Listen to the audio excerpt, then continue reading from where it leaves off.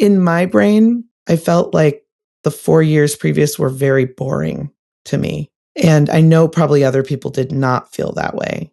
But compared to this, it felt completely boring. Welcome to the Sole Proprietor Podcast. I'm Curt Kempton. And I'm Melody Edwards. Each week, we dive into the ethical questions that keep entrepreneurs awake at night. Whether you're building your own company or exploring life's big questions, you are welcome here.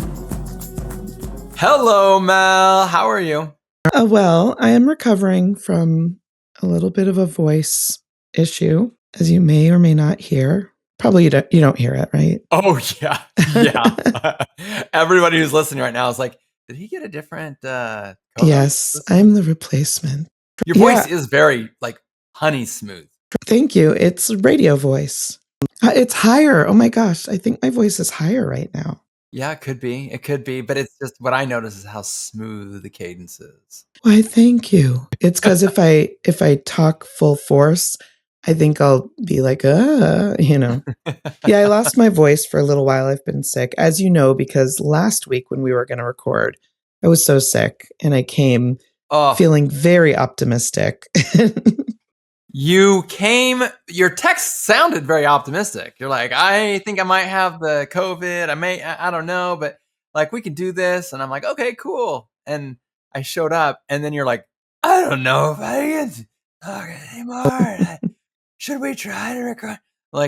Melody, go back to bed. I think it was my energy level or lack thereof. That was the most, it was going to be a very hard to hear podcast if I had stayed on.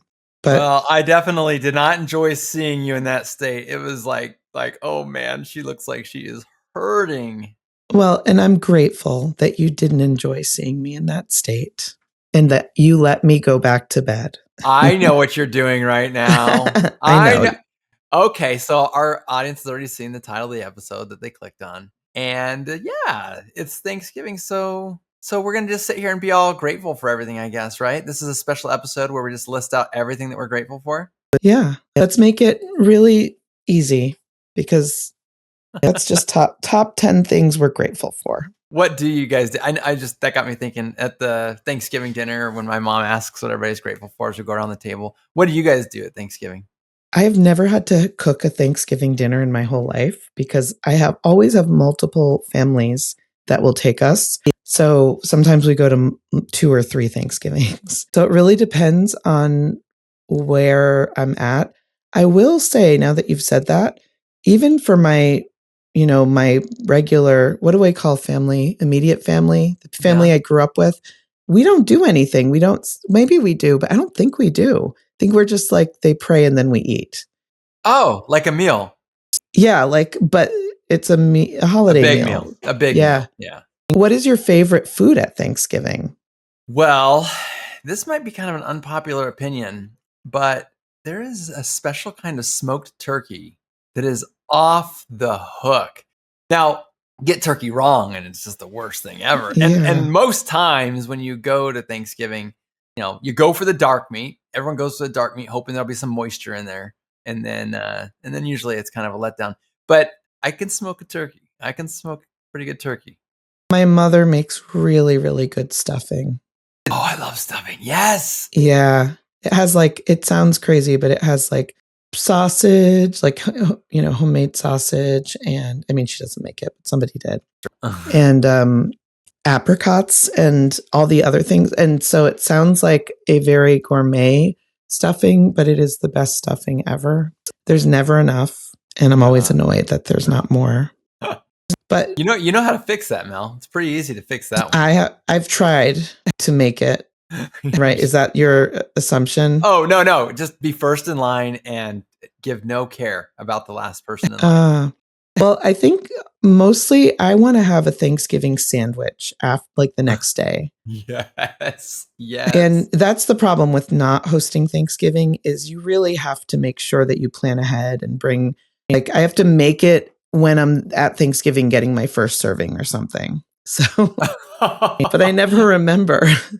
Yeah. Well, that's interesting. Yeah, because I typically will smoke a turkey and my wife will probably make a couple sides. And we always go home with our extras, but it seems like everyone takes their extras home. And That's Oh, no, weird. yeah. What am I saying? Last year, my parents did the cool thing. So my parents, we all meet at my parents' house. They went and got those big black, or I say big, they're the nice like restaurant, like Yes. take home things. Oh, that's smart. And so as soon as dinner was done, there's always so much extra food. They just said, everyone grab a dish, go make your lunch for tomorrow. Okay, there's still more. Grab another dish, make another meal for yourself. And basically just kept going around and around and around, and stuff starts disappearing, right? And then it's gone. And then you all take home a restaurant doggy bag with like a balanced meal. Not like I've got enough potatoes for the next 3 Yeah. weeks. And you're like, Yeah. what do you do with that? Okay, I'm going to steal that and bring that to my sister-in-laws. Actually, I'm feeling like I might have 3 Thanksgivings this year. Because I have a Friday Thanksgiving. I have maybe 2 Thursday Thanksgivings. You show up to every dinner with these doggy I'm going to bags bring, and be like, yes. hey, I am here for you guys, but I'm also here for this. Yes. I am not going to lose at Thanksgiving this year. Yeah. Well, very cool. Yeah. So, as our listeners already know from the title of the episode, today we're going to kind of be talking about, we've talked about the holiday, Thanksgiving, and there's traditions that go with it, and there's sort of maybe a mindset that comes with it. Hopefully, there's a mindset that comes with it. But, the identity of being a thankful person, I think that's another thing to talk about, because as a business owner, I have to admit, I think I'm a pretty grateful person, but I'm also kind of desperate. And not desperate in the sense like, oh my gosh, I need this so much. But it's like, I'm paying these people to do this job. I'm desperate that they do what I'm paying them to do. And you don't want it to get to be this like transactional thing where it's like, of course they did this. This is their job. Like, that is a proper way to think. Like, people maintain their jobs because they're professionals. But that can quickly move into something that's not very healthy. Well, and also nowadays, that's not enough for most people. Like, technically, people get paid to do a job. And that should be, like, if I was looking at it just like that, it's a transaction. You get paid for your time. You're giving your time to me, and then I'm going to give you my money for the time that you gave me and the work. But most people are not, that's not good enough. Even for people like Matt, my husband, I tend to think, because I've never been a good employee, like in a long time. So I'm like, well, why wouldn't people just be happy to go to work, whether their work is accepted or not, or if it's like, because you're just getting, it's for money. You got paid. Yeah, you got paid. Money. What's your deal? And it turns out people want their work to be valued, and they want to know that, these meetings matter that we're going to, and that people are saying thank you on occasion for the work that you're doing. Yeah. And meaning it. Yes.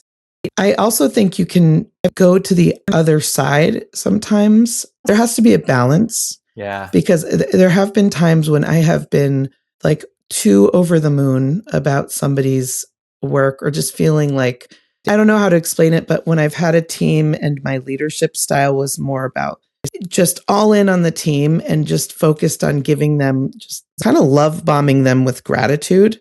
And then people start to take it for granted. So it can go both ways. There has to be a balance there. I've done that. I can verify. That's not just your experience. That's also mine. Totally separately. We've never talked about that before, but I think you can be so grateful that you give someone power. A complex. Yeah. I mean, like, we want to empower for sure, but I guess power can go to people's heads and they can wield it sort of inappropriately. And I do think that when people are like, what are they going to do without me? That can be that's where it gets like a little. But also, do you want them to feel like you're just a link in the chain, a cog in the wheel, and like I could replace you in 15 seconds? So there is a balance there in being grateful for people. I think it's called leadership. Yeah. Yeah. Like, you have to be a good leader. Well, okay. So obviously, as business owners, we have people and we lead people and we need to be grateful for them. But this has been kind of a weird year. I don't know how other people are experiencing this year. I'm going to go ahead and be really intentional about just quickly saying, and then leaving, that politically this year has been really weird. And I don't care if you're on any side of the aisle, I think that's the proper way to say it, between tariffs and inflation and real estate, living, which that's been on the rise for a while, between some of the the feelings that are happening between people on different sides of the political spectrum. It's really, I've always kind of taken the approach that politics is politics. I get one vote and I can only do so much with it, but I've got a lot of other stuff I can control. I'm going to put my energy there. This has been one of the first years that I have felt like the government and politics is touching my life a lot harder and a lot more immediate. And I feel like not like around my throat, but maybe around my wrist. Like I can feel the hand sort of like holding me and going, don't you forget, I am right here. So there are outside influences that are difficult. And I want to kind of talk about the gratitude side of that stuff. But what are your thoughts on that? I think this year has just been very stressful. And it's not just the government, I would say. That's been a huge part of it, especially in our old industries of the trades, home service, having issues with getting workers and keeping workers and how the government can affect that even right now. There's so many things to worry about. And I also think AI is another stressor. Yes, that's good because it changes so fast, right? There is nothing that has changed faster, I think, in our lifetime. And you can't keep up. You just can't. But you feel like somehow you have to know what's going on.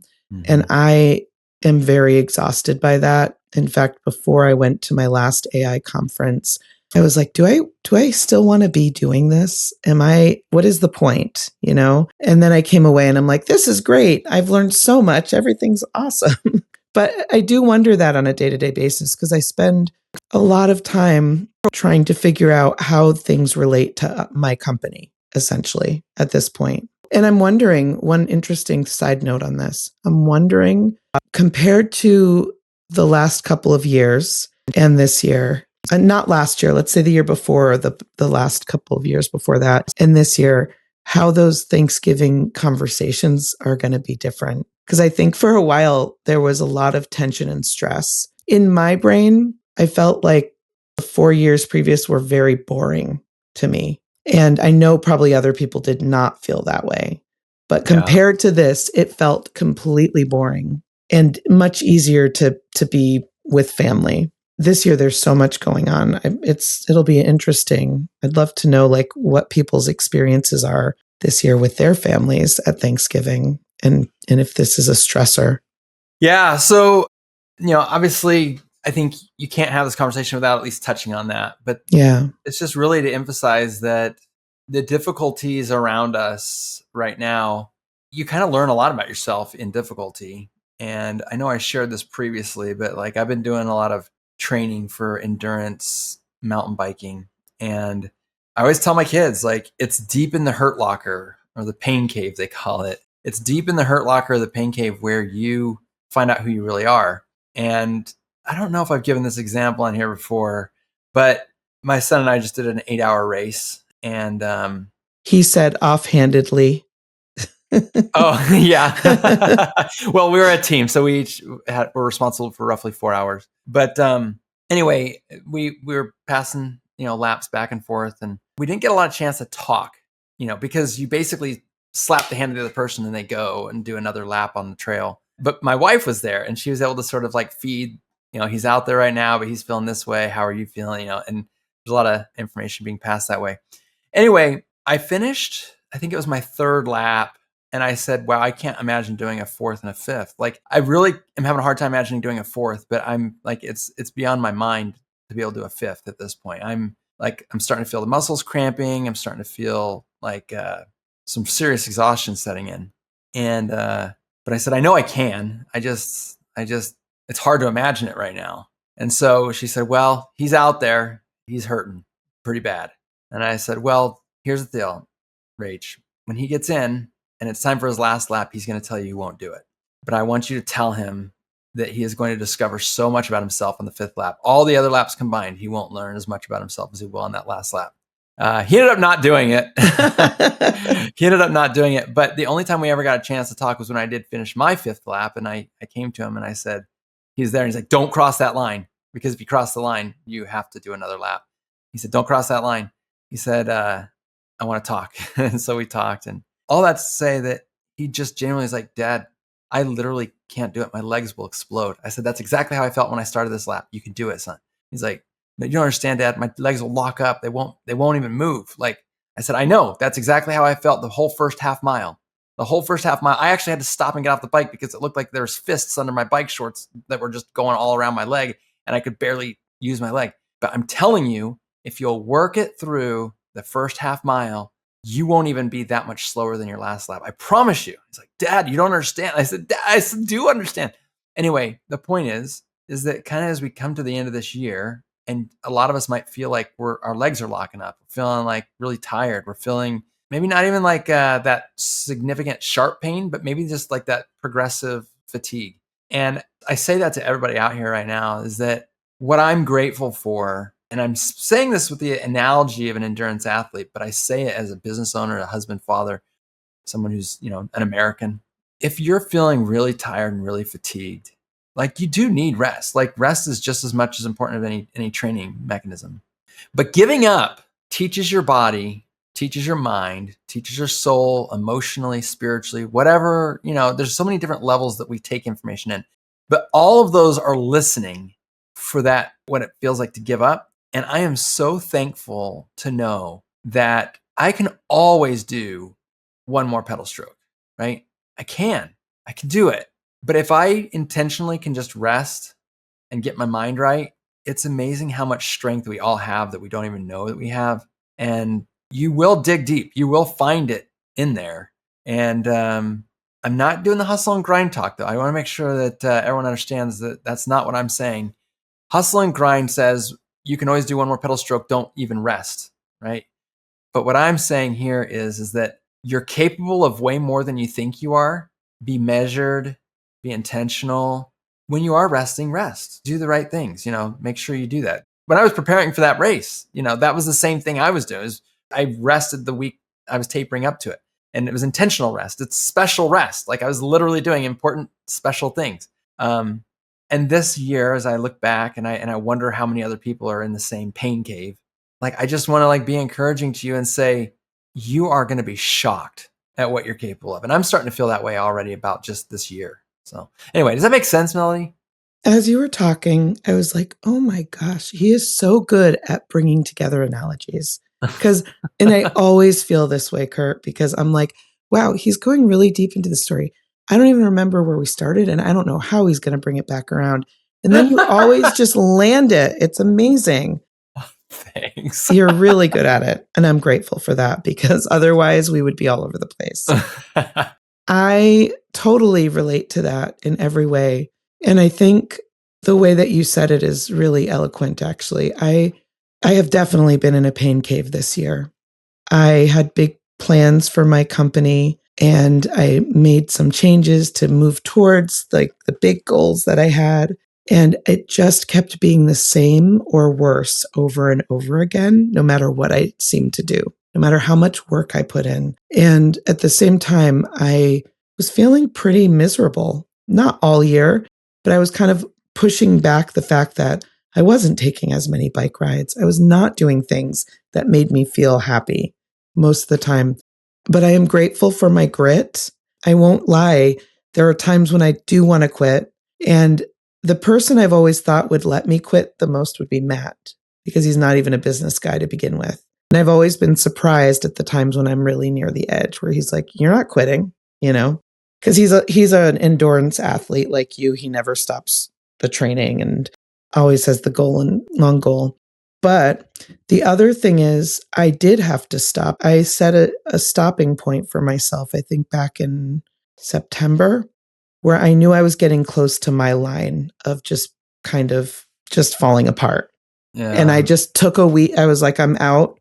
Things are okay here. And sometimes you just have to remove yourself from the pain cave and realize that is not the whole world. Yeah. You get stuck in that sometimes. I will also say that the greatest joy and the thing that I am most grateful for in this entire year has been the birth of my little baby nephew.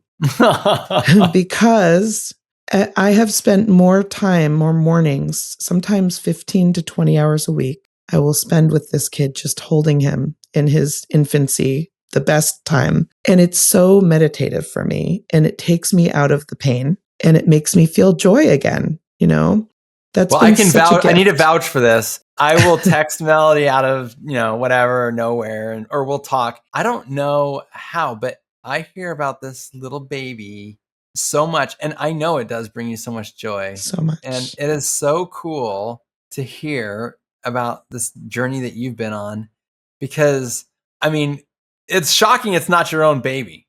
It's really shocking. I think everybody I know it's is that impactful. I'm shocked his parents don't think I'm going to kidnap him, but they're also very grateful because sleep, it's a thing. Sure. But yeah, it's been an unexpected gift because before he was born, it didn't even really mean anything to me, really. Like, I'm like, yay, baby. But I didn't understand like because also my kids are older now. And this is like I don't know, it's my time between being a parent and a grandparent where I get to practice grandparent skills without actually having to be one. Yeah. At this point, if we were to have a baby, Rachel and I would. Gosh. I told Rachel, I went and took measures into my own hands. So there's no danger of that. But before that surgery, I told Rachel, I think if you told me you're pregnant right now, I would probably have an aneurysm. Like it would take me to the funny farm. Yeah. And it has nothing to do with like not loving the kids I already have or like, whatever. It's just, I've got a lot going on and I want to really fully invest in these kids that we have. And I kind of feel like I'm at my limit right now. But like I was just saying before, like I was just saying before, is I think that we surprise ourselves with how much more we're capable of. And as your kids grow up, as your kids grow up and they move into other seasons of your life, or their life, you move into new seasons of yours. Yes, that's so true. And I think it's been very empty in a weird way in my life. Now that my kids are older, it suddenly just happened. It's not like there was a point of older, right? But suddenly I was like, why am I feeling so much space? What is happening here? Why am I not having to be like, and it's been such an interesting experience again that I wasn't expecting because I have been child rearing for 26 years now. I yearned for the day when I would feel this way, and yet it feels empty. So, but I am grateful for the space. I'm just going to keep bringing it back to gratitude. Yeah. Well, you should be grateful because you've raised adults and not children. I think that's an important distinction to make, and I don't want to make this whole entire talk about, endurance athletes and cramping, but I do need to say, like, there's lots of things that you can do for cramping, which is sort of what you're talking about here too. Like if you're in a really bad cramp, I don't know if everyone knows this, but you could drink, I think it's like 8 ounces or 4 ounces, just it doesn't need to be a ton, but you need to drink some pickle juice, dill pickle juice. I've heard this. If you drink it, it does have salt and it does have some electrolytes in it. But what it really does is it's actually a neurological blocker of the cramp. It actually shocks your brain system enough with the flavors that it's so random and weird. And you can do it with like hot peppers and stuff too, but that's not really fun when you're doing endurance. But dill pickle juice will actually make your brain stop firing the cramps for a period. Side note, wish I had known this when my son's football team was playing. One of the kids who is like the star does not understand his limits and he gets cramps in his leg that just take him down. Oh, and yeah. Should have brought out the pickle juice. That Gatorade did nothing. Yeah, so Gatorade is the perfect example of like, marketing that's not real, right? So we all know we need electrolytes, right? And marketing says that Gatorade does electrolytes. But electrolytes are actually another funny thing. You don't need to drink something that has all the electrolytes in it. In fact, you shouldn't. Your body needs a daily value of magnesium, potassium. You got to have it. Those are electrolytes. But you take those in as a daily value over time. So for example, like everyone knows that bananas have potassium. An avocado has twice as much potassium as a banana. Also, if you take in too much potassium, like via a pill or something, in fact, the FDA won't even let you make a pill over 250 milligrams of potassium because it'll literally kill you. I love this tangent. Yeah. Well, I'm about to teach you something important. I promise. So potassium, you cannot take it into the pill. They don't even you'd have to take like 500 pills because they know that people would overdose on potassium, kill themselves thinking they're taking electrolytes and it would kill them. So it's better just to eat food with potassium in it. Don't find drinks with potassium. Don't find pills with potassium. Just eat food. Magnesium, yes, you can take, but also that's something that while you probably won't do too much damage to your body taking excess in magnesium, again, it's better to just take it as a daily value. You're not replacing that when you're like in a football game or something. So what's left is you need salt. You just need salt. You just need salt when you're doing it. That's the thing that you're losing in your sweat. You got to replace. And then it works with all the other electrolytes to keep your muscles working. Well, the reason I say all this is because neurologically, you can block, you can prepare with electrolytes, you can be ready. So there's the preparation of like having a diet, and then there's also the preparation of having enough salt in your water or whatever during the effort. There's the rest before, there's the rest during, and then there's the rest after. You can still cramp and have all the pickle juice in the world. You could still cramp if you had all the electrolytes you needed. If you overexert your muscles to a point where nothing can go beyond it. So you could be cramping for many different reasons. And so I know I brought that example up earlier. So now it's time to like make this make sense. So my point is that as we go through these different things that, like, I don't know if I can go a step further, you might be able to trick your brain with pickle juice. You might be able to just put yourself in another mindset and stop the neurons from firing and shock yourself. But then that might not work. But actually that usually does. But it only worked for a period. Then you could say, have I prepared myself going into this? Have I rested enough? Have I gotten the right food and fuel in? Have I gotten the right other stuff? So going into these trials, maybe there was a big lesson that you need to have known, some information you need to have had that you didn't have. And then there's just the depletion. And depletion comes in the form of both rest and, in the case of like electrolytes, sodium. So as we kind of look at where we're at and we're feeling, you can almost diagnose what it is that needs to happen right now. And you can have like plan A and plan B, plan C, whatever, but you can almost kind of tell where you're at. And one of the things that I've noticed this year is that as I have started making some pretty big changes in our company, and we have some really big changes coming down the pipeline, I have a bunch of people in my company who are doing things that they've never done before for the first time. And we've studied it and we've done all the preparation that we think we need, but people start getting tired and depleted, and that rest starts to become important. But guess what? When people aren't moving at the speed I want to move, then I start to get depleted and I start to feel a certain way.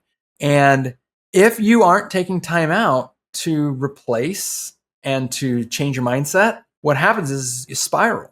And that's sort of what that locking up of a cramp is it's cramping. And when you're trying to relax a cramped muscle and it just goes tighter and tighter and tighter, that's spiraling. And we as humans, our mindset is, I've been angry at this person for this thing for the longest time. I haven't brought it up to them, or I've just hinted at it to them or whatever. Yeah. And it's just getting worse and worse and worse. I'm going crazier and crazier and crazier, and I can't make it another step, right? Or something that's outside of my control is happening and I'm fixated on it and I can't stop it. And before you know it, you're the one that is completely stopped up. It depletes all your energy. Even just thoughts can deplete your energy. Isn't that crazy? It really is. Yeah. I think you and I have probably been through enough times in our life where it's this happens to me even still, trying to be very aware of it. Just, why am I sick right now, Curt? I think it's because I went on 3 trips within, 3 pretty big trips within a very short period of time for work. I was very engaged in the stuff. I was just like energy into these, other things and thinking about family. And then I come home and my body's like, yeah, you're done now. And that used to happen in window cleaning at the end of the season. I wouldn't get sick all season. And then it would be like, okay, we're done now. And then I'd be sick for like a week or 2. And I definitely... Same, by the way. Yeah, right? Your will to do something sometimes, especially as entrepreneurs, can override everything until a lot of times our bodies will be like, yeah, no. Or until until we give up, or until we come to some realization. And or sometimes we need to look in and see what the lesson is and find out that, like, but you have to be away from it, though. You have to be... Yeah, that's it. Yeah. You have to separate yourself and look in and go, okay, I need to take a peek at this. But it doesn't have to be just about us. I think something I feel like now it's a thing that I keep saying I'm grateful for. I would have said it even if it wasn't the Thanksgiving episode. But something that I'll say really helps me and that I'm grateful for is being able to go to a mastermind, or being able to have friends who are in it with me in business, like trusted people that I can go and talk to about business, who are willing to, bat things around or tell me exactly what I'm not seeing. I would say, actually, it shouldn't just be about your brain. The other part of it is being able to let go and walk away for some time and do something creative or do something else to just let it go. And then you have a different perspective on this as well. Yeah. But at the time, we Yeah, don't feel like we can. It feels, and or even if you did, you're still so close to it that Yeah. you need the distance. Like, and this will be the last cramp analogy, but like you don't get stronger from an exercise until you've had time to repair the destruction. So when you're out working hard, you're tearing muscles, you're doing things to your airways and your lungs and your heart and everything else. It's the repair time that makes you stronger. And so it's not like you're less if like you're in the middle of it and you're like, I feel like I'm about to break. Yeah. No, it's like, okay, good. It's time for, okay, I'm at the bottom of the trough. Okay. So I'm at the bottom of the trough. That's where I'm at. Now, the good news is you did all the work. Now you need to stop and recover, and you'll be stronger next time. And maybe not millions of times stronger, but like you'll be stronger. Do you find that I don't know, I've worked really hard to make it not a habit, but like to be able to look at any problem that comes up or any hardship, and it might not be immediate, but eventually I can literally turn anything into something I'm grateful for because it taught me a lesson or it gave me some insight or it made me stronger or it showed me an area of weakness. I don't know. Do you find that, is that something that you have grown into?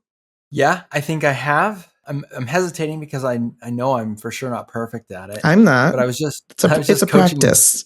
Yeah, I was just coaching an employee, and she had mentioned something about how she was just like really getting frustrated and stuff. And I said, again, this is something I'm not perfect at, but it's kind of in the same vein, is like, did you assume that the person you're frustrated with is doing the best they can? They think that they're right. Have you already assumed that? And she's like, I mean, yeah, but like, you have no idea. This doesn't make sense. I know, but the things you're saying make me feel like you're kind of operating from a place where like he's sabotaging you. And like, I know that feeling. And I think the same thing goes for gratitude, is where like, if you're operating from a place of like, I might not be grateful for it right now, but is this something I'll ever be grateful for? And it makes you slow down. Yeah. It makes you think about things another way. And when you don't do it, it's important you do it later. Well, you have to do it as an entrepreneur, or else you become a very bitter person who's more closed-minded, I would say, or more affected by experiences.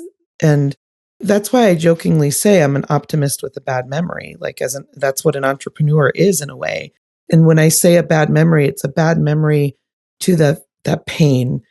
I remember the pain, but I can turn it into a lesson or something that is more optimistically viewed, whereas everybody else in the world be like, are you crazy? Okay. You've just led me into a little game I want to play. Okay. Because this is fun. This is pretty fun. I'm going to do a little speed round with you here. I've got 3 questions. Okay. And we're going to take you up on what you just said, which is that you can turn anything into something you're grateful for. What I've got here is I'm going to just bring up some sort of scenarios for you. And I want you just to throw out an example, and let's just see where this takes us. How's that? Sure. All right. So this is kind of a lightning round. Melody, what difficulty are you secretly grateful for? Some difficulty in your life.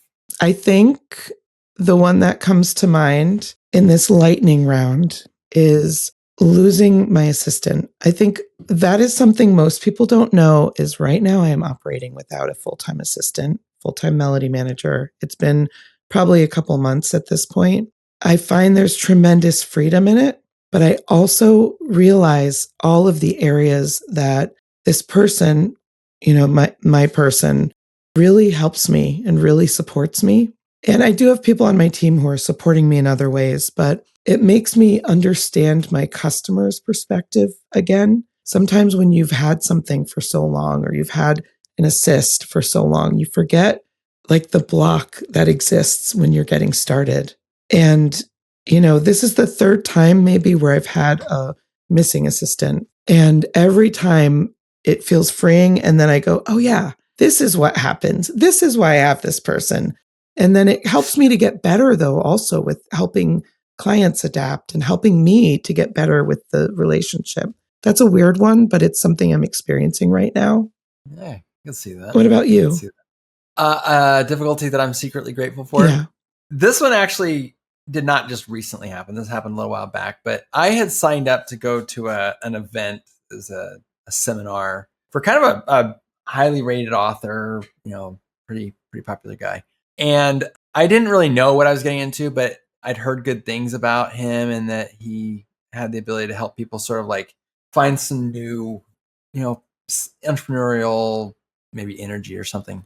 Anyway, so I went to this event and I'd never been in a cult environment before. This was the first time. So I got to the event and they said, I said, I don't see any like schedules. I need to leave at a certain time tonight. And I'm just going to make sure I know what time to leave. They're like, oh, plan until 2 a.m. or something like that. I'm like, no, I go to bed at 8 o'clock every night. I'm on a very strict sleep schedule.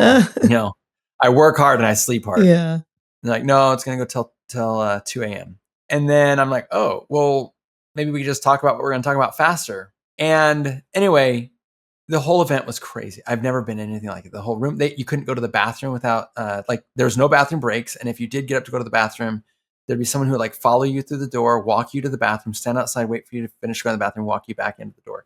And it wasn't until a little ways in, I start realizing like, oh my gosh, I can see people changing around me. This is like legitimately like a choreographed, like kind of scary thing. And it was all designed to get you tired, to get you bought in on something and sort of treat the guy on stage like he's sort of godlike and then buy everything that he tells you that you need in order to achieve the impossible things that he's actually doing on the stage. And I realized, my gosh, this is just fully choreographed. And they even assign a partner to you. This is a partner to make sure that you don't leave because they don't have bathroom breaks. They did break for a lunch break at one point, and they needed that partner to make sure that when you went to bed the next night, that you showed up exactly 30 minutes early, which that's crazy. And then also at lunch, they needed to make sure that you didn't leave the premises. And they were supposed to text. If you did, they were supposed to tell on you. Anyway, it was a crazy experience. So why am I grateful for that? I've always wondered when they do these experiments where people do things that they shouldn't do, but it was because they were pressured into something or the human mind sort of like falters. Like you probably heard about the electrocution experiment where they had, the punish with the electrocution. You've heard about the ones that like they did a prison experiment to see if people would do, be really mean. Oh, I know where this is going. Yeah. Anyway, the one that really hit me, they've taken it off Netflix since, but there's one called Darren Brown's The Push. And they basically got a really nice person to intentionally try to shove someone off the top of a building just in a 6-hour period of starting. And it actually worked. These people actually could have been taken. Wow.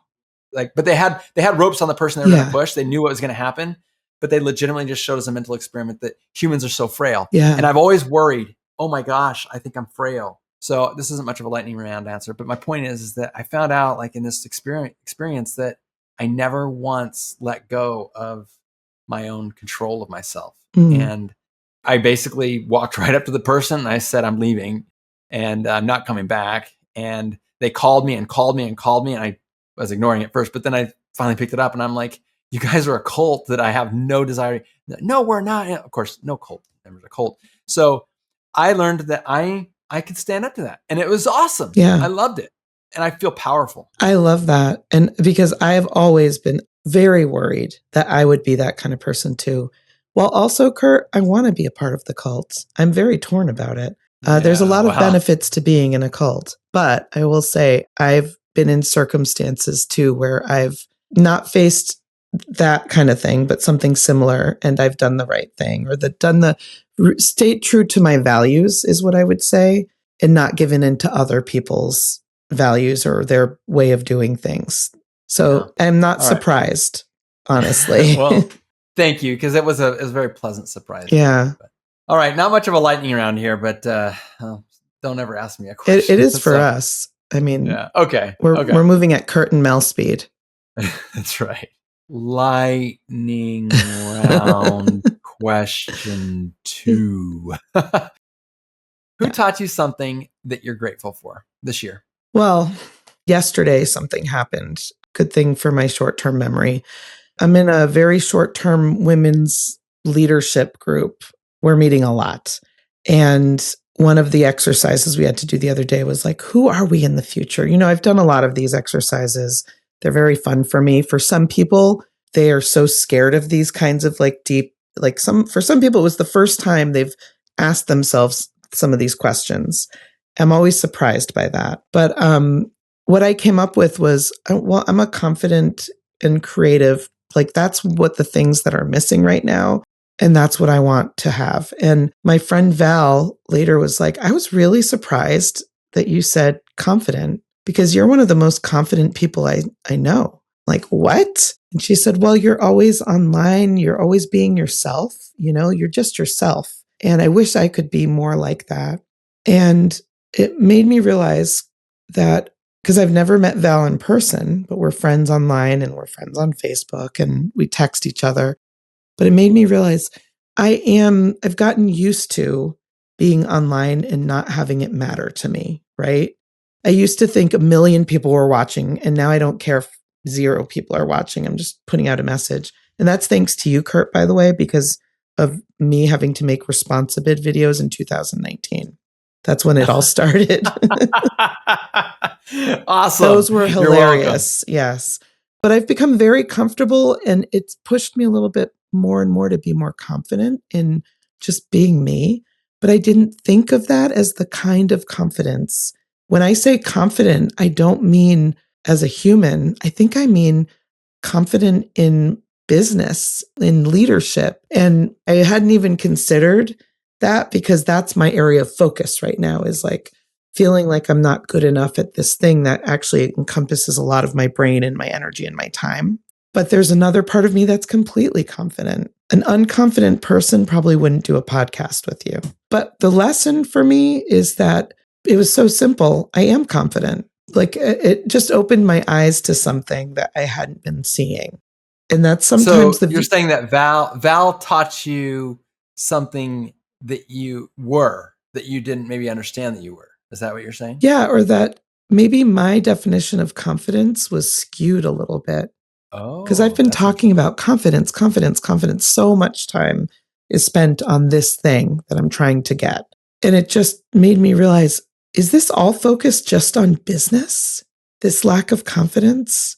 I don't know. This week. Well, like, I wouldn't feel confident walking into a McDonald's wearing a Speedo, but I feel confident when I am maybe doing something at work. Do you feel confident just being Curt? Like, are you you? Yeah. Me too. I'm me. Yeah. And that's all I want to be. That. I like that. And I think it's really hard for people to do that because it's scary. There's a whole list of people who've committed suicide who just didn't want to be who they were. Yeah. Now, I'm not saying everyone who commits suicide, there's lots of reasons, but not wanting to be who you are could be due to pain. Yeah. And like the pain that comes with your circumstances, or maybe you don't feel that you're surrounded by people who would accept you for who you are. And yeah, I feel really bad for people who don't have that particular kind of confidence. They just want to be them. In the end, that's all we have. We have ourselves. We have our values, our integrity, our just understanding who we are is probably, and I think we've talked about it, like that's one of the purposes of our existence, is figuring that out and being okay with it. At least that's what I think that you may have told me one time. So I'm going to ask you the same question. Who taught me something okay, so this is a group of people. A group of people taught me something that I'm grateful for. I mentioned this, I think, before to you, Melody, is I went to a door-to-door sales conference. And now I have a sales software and I feel obligated to learning a lot about different sales strategies, theories, stuff like that. And so I went to a door-to-door one. I have no business being there. I'm not a door-to-door salesperson. I don't own a company that sells door-to-door. I have no reason to be there except for the fact that Sam Taggart's cool and he has some other leadership stuff that I really like. So I went to it. One of the exercises was that me and a group of 5 other people went door-to-door selling no soliciting signs. That was part of the boot camp. We had to go door-to-door and make as much money as we could from 10 no soliciting signs. These guys are powerful people. Like, I'm so nervous. I used to be a missionary for my church, knocking door to door, but I don't know. It's not appropriate to say this, but selling God, which I wasn't selling him, but selling God is a lot different than like going to someone's house and asking for their money. So anyway, these guys do it all day, every day. They sell pest control and solar power and internet. Like there's a guy in our group that sold roofs. And these guys aren't afraid of anything. Like they're right at home at it. I'd always assumed that salespeople were just really cocky, narcissistic, didn't feel anything kind of people. That's the only type of person who could handle that day in and day out and get a kick out of it. Boy, was I wrong. I was so wrong. And I loved learning this lesson. Like it was really painful because they'd go to a door and they'd be willing to dance at the door. Like they just do crazy stuff. Yeah. And the jokes, they're so witty and they're just so funny. I learned at the conference before the words were said. These are important words that I didn't know. It said, your job as a door-to-door salesperson is not to sell them the product per se. It's to make sure that they don't kick you off their doorstep before they fully understand the offer that you have. That's really, really amazing insight. Yeah. He's like, when you knock on the door, this is classroom learning. When you knock on the door, they weren't waiting for you to come. They don't have time for you. Their time's already allotted. They're doing something else. You just stop them in the middle of what they're doing. Obviously, they don't want to talk to you. Obviously, they're good and they don't want what you have. They already had everything they needed. But the reason you got off your butt this morning is because you had something so important that everybody needs it. And your job is to make sure they at least get a chance to understand what they're turning down. And that was like kind of shifting for me. When we got to the door and I watched, it was all about the person at the door. See, narcissists are, and don't get me wrong, these guys made money. They understood how to make a deal happen. We ended up making off of 10 signs, we ended up making like over $3,000.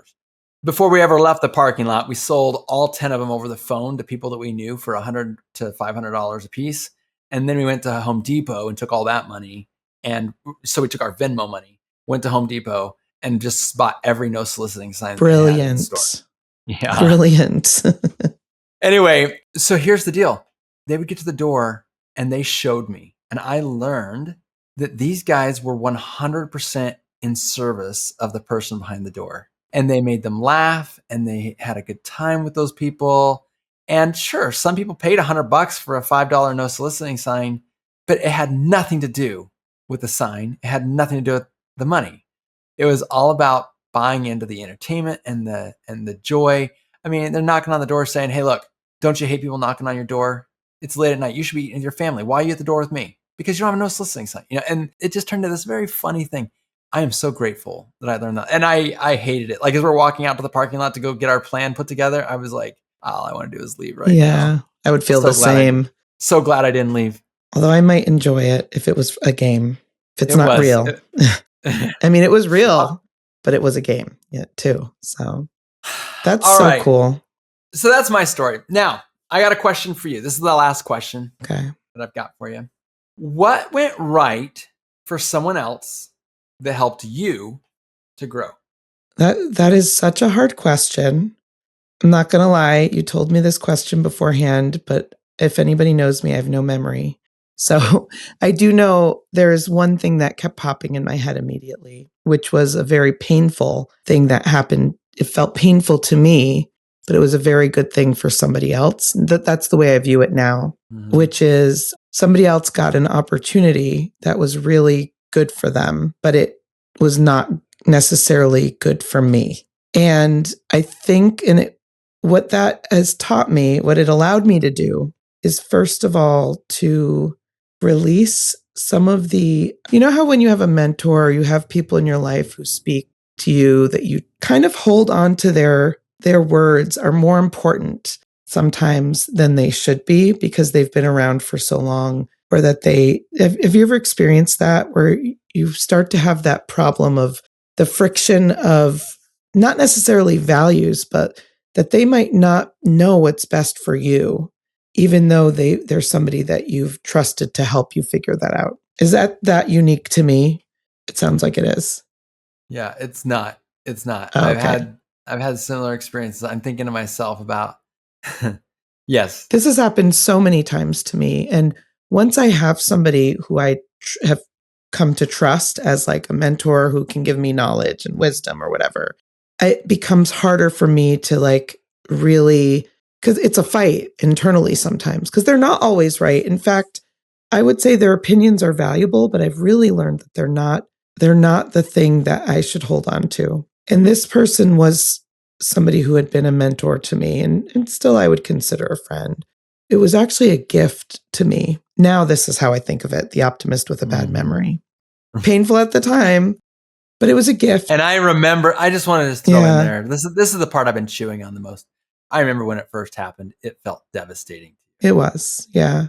I think I've come around to the idea that, and I think I don't have maybe the same, that was the last in a line of business mentors, I would say, that I was clinging to, if that makes sense. Anybody else that's come on board since then, I feel very confident that I understand my internal wisdom. I've learned enough. I know enough. I can trust the gut, right?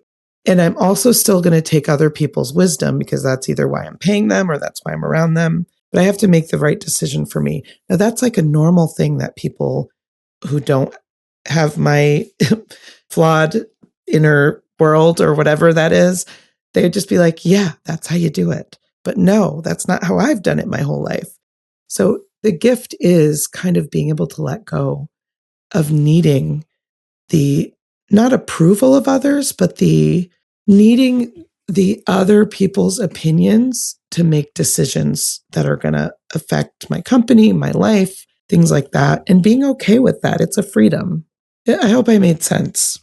Yeah, you did. And I know that there's been a lot of like importance around maybe not, this is one of those times where sharing the exact details probably isn't super helpful, but maybe just a tiny bit of shade that like a color shade I would add to that is that this is a person that you weren't using to consult with you on like generic, like I'm paying this consulting house. When you use the word mentor, I just want to make sure that the people listening understand like this is a really smart, trusted person who is deeply involved in the inner workings of your business and knew everything about your business and knew how their decision would affect you. Like it would have been impossible for them to understand it in any way other than that.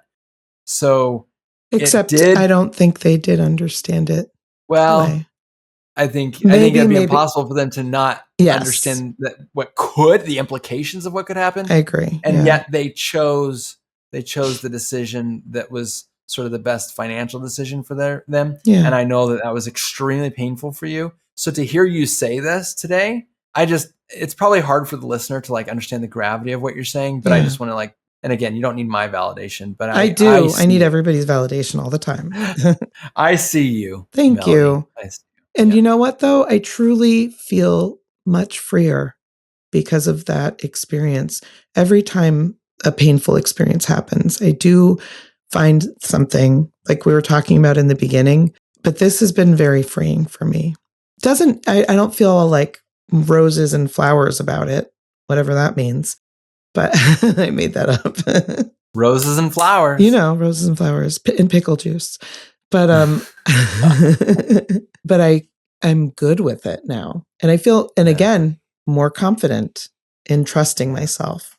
Hey, you just brought number 2 in. So last one for you. What are we calling this again? Lightning round? Yeah. Lightning. I can't wait to hear your response to this. Yeah. So someone who had something go right for them that helped me to grow. And I think this is a really nice question to end on lightning round and this podcast, because as we talk about gratitude, you know, we raise our kids and we talk about raising kids all the time. And it wasn't until the last few years I realized I'm raising adults. Like I can't be raising kids. Yeah. I'll screw everything up.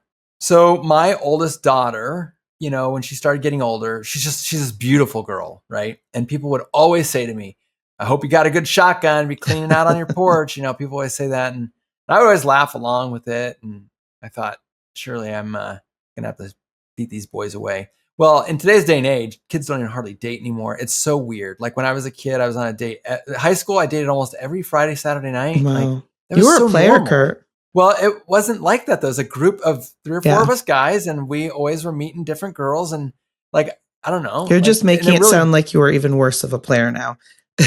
No. But I know, because you were my age, so I get it. It's not. It wasn't like that. I guess today it sounds. Maybe it sounds like a player today, but yeah, Yeah. back in the day, it was just going out and having fun on Yeah. the weekend Yeah. and just go get a date. Let's go. And if you couldn't find a date, your friends would just call someone and get a date for you because it was like, this is crazy. You don't have a date. Okay. That's So not how anyway- my life was, but okay. We'll say that was your life. Okay. Well, the high school I went Yes. to, that was kind of how it That was went. normal. So my daughter didn't have the door being knocked down. And part of me thought, oh, she's just intimidating because she's gorgeous. And I could see that. You know, boys don't, they get nervous. But more and more I realized, the more and more like I realized this is actually a real problem for kids these days, being able to get to like make these romantic relationships.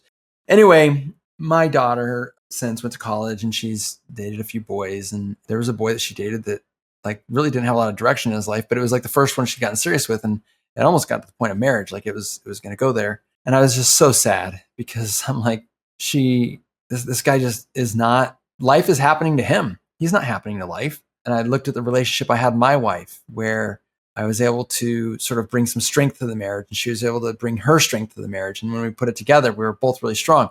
But the more she dated this boy, the more depression would come in and spiraling and like they got weaker together and my daughter became fragile and it was really sad. You're telling the story of my daughter too. Oh, really? Yes. I don't think it's a rare story, but give me that happy ending, please. Yeah. Well, the boy came and asked for her hand in marriage. And I said, look, you know, I'd love to give you my blessing, but let me just say this. Why don't you get a job? Why don't you get to the point where you can go to bed at a decent hour and wake up at a decent hour? Do those two things and let's talk. Wow. You've never told me this, and that's amazing. Yeah. First of all, nobody does that. That's actually amazing. Well, they broke up just a few months later. Michaela came to me, my daughter, and said, I think I want more of what you and mom have. And I was like, thank you. So she meets another boy, and this boy is amazing. Like I just saw it the first time I met him. Like this guy is different. They fell in love, wonderful dating. My daughter's come to us several times and said, I'm so grateful that I had the past experience to understand this one better. And as a father, I talked about, you know, you want to sit on the porch and clean your gun and scare all the boys away. But the fact is that's not actually how it's gone for me at all. And I'm so thankful is that watching my daughter bloom into a woman, watching someone 1 + 1 = 3 situation with her and this young man, you know, she's so stressed out about trying to buy a house in this day and age. She's so stressed out that she'll ever be able to afford to adult with all the other adults. And I just told her yesterday, and I'm going to see if I can do this without crying. But she said, Dad, I'm just so scared. I don't know how we're going to do this. This is going to be really hard. And I said, you know, hon, if it helps you, and I know it's hard and this isn't going to make it easier for you, but maybe this will at least bring a little comfort for you, is that there are way dumber people out there that are making it happen every day. They're making it happen just from day to day. And those dumb people also are married to even dumber or don't have a spouse. Like you and Simon, this other boy, you guys are both smart. You got your heads on your shoulders. You're good people. You're both thinking ahead. It is possible to overthink. It's possible to spiral. You don't know what's going to happen in the future. Don't defeat yourself before it's happened. But let me just tell you this. Walk in with confidence knowing that you have your act together and you have a lot to offer. And you're a strong woman. You don't even need this boy. But boy, the two of you together are dynamite. So, you know, January is the wedding. Wow. And I am so thankful that I didn't clean my gun out on the porch and try to scare boys away. And that I let my daughter sort of go through what she needed to go through and to observe it. Because an adult child is very different than a young child. The young child, you're trying to grab the steering wheel for them and steer them down the road and make sure their foot's on the gas pedal. An adult child, you got to take your hands off the steering wheel. You got to just have a little bit of faith, you know? That's a really gorgeous story. And it reminds me, I don't know if I've ever said this, but I had read this book one time and it said that because most parents, and I would say I'm one of those that struggled with the idea of letting go. I didn't see when they became an adult child. I still saw a child, right? And I think a lot of parents struggle with that idea because we go from like protecting and then we're supposed to like just let them go. That's crazy. Yeah. But somebody once wrote in a book that those, I don't know, 3,000 or 2,000 days of adolescence are going to shape, and the way that you have a relationship with your child are going to shape the next 30 years of your relationship with them. And I found that to be really true. And it really opened my mind to the idea of like, wow, we have to help our kids become adults. And that doesn't mean telling them what to do and I'm not as wise as you when it comes to child rearing. I do want to say that. I'm way more impulsive, but I think, trust me, you don't want my wisdom. well, I think just even the wisdom of saying to her past suitor, like, I think you need to do some work first and then I'll give you my blessing. That's wisdom. Most people would have been grumbling and even, I don't know. I think that's really cool. It's risky, because at that stage she's in love with him, and you have a real chance of pushing your daughter away and like never seeing her again or the grandkids. But I think that's the story of. Well, what you said was fair, though. Yeah, that's important. Being fair is important to me, and I think I was. But yeah, so now here we are, and I'm looking at what happened to her, and I think to myself, this helps me understand more. Like I've always looked up to my parents as like, I've just thought of them as like these pillars of like perfection. Like, even though I know they made mistakes, I'm like, if I could just be as good as them, I'll be fine. And I look at it and I go, what must it have been like for them to take their hands off the wheel? It takes an incredible amount of strength to take your hands off the wheel and let them go. And even when it seems like they're driving straight into a brick wall, it's like, I now have to like, just be willing to go to the hospital if she drives into the brick wall. Like, yeah, it's really tough. But luckily that story didn't go the way I was worried it was going to go. And now there's just so much strength in it. And boy, how fun has it been to tell my boys, like I have 3 boys underneath her, and to be able to tell them like, look at the difference in these 2 suitors. Yeah. And I hope you understand who you need to be for the person that you want to marry someday. Oh my God, you're the best dad ever. Stop. Well, anyway, yeah. I thought you were going to say, by the way, in the story, and I'm glad I didn't interject, but I thought you were going to say, well, Michaela, if it helps you to feel any better, I'm going to buy you a house. Oh, well, that's another thing I've learned though. And that's raising a kid. That's raising a kid. You can't raise a kid. That's true. Well, this was really fun actually to talk about thankfulness giving. So thankful this year. Yeah. So thankful. And actually it has given me back a little bit of energy to finish out the year strong, just giving me a little bit of a different perspective. And because it does feel like we come to the end of the year and it's like, and then we're suddenly supposed to be like, but it's January 1st now and everything's different. It's a fresh start. Like we've made this up, but but I think it's this has definitely given me a little bit more of a different perspective than what I had expected actually to come away with. So thank you. That's cool.